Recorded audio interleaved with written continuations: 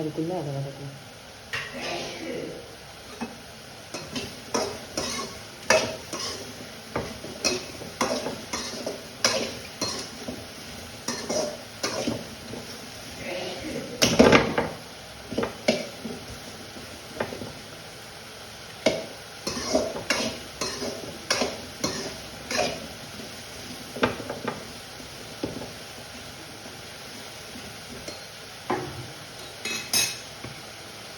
இப்போ மிளகாய் பொடி போடலாம்.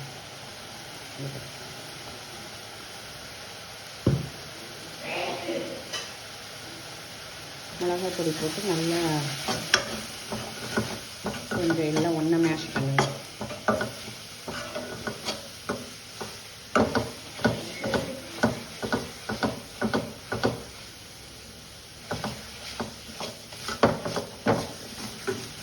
நல்லா மேஷ் பண்ணுங்க. 3 வெங்காயம், பூண்டு, தக்காளி இதெல்லாம் இந்த சூட்டுக்கே நல்லா வெந்துடும். இது பயங்கரமாக வெந்துடும்.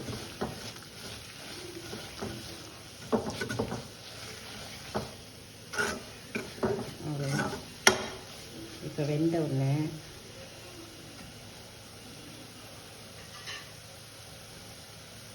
இது வெண்டைக்காய் பட்டு வதங்கிட்டே இருக்கும்.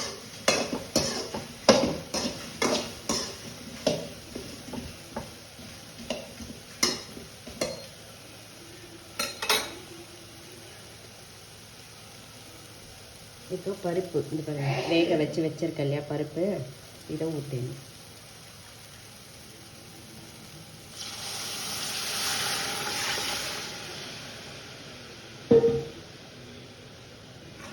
இப்போ இது கொதிக்கட்டும். இது நல்லா கொதிக்கணும். நம்ம வெண்டைக்காய் போட்டு வதக்கிடக்கூடாது. சாம்பார் குழ குழ சாம்பார் ஆகிடும். அதுக்கப்புறம் வெண்டைக்காய் கடைசியாக போட்டு இறக்கணும். இந்த பாருங்கள், இந்த மாதிரி நல்லா இப்போ இது கொதிக்கட்டும்.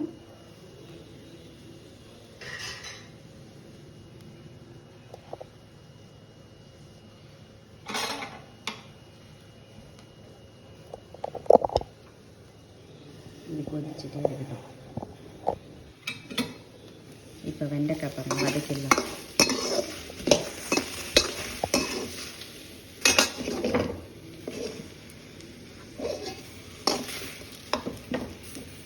சூப்பராக வதங்குது பாருங்கள். பிசு பிசு பெருக்காக பாருங்கள்.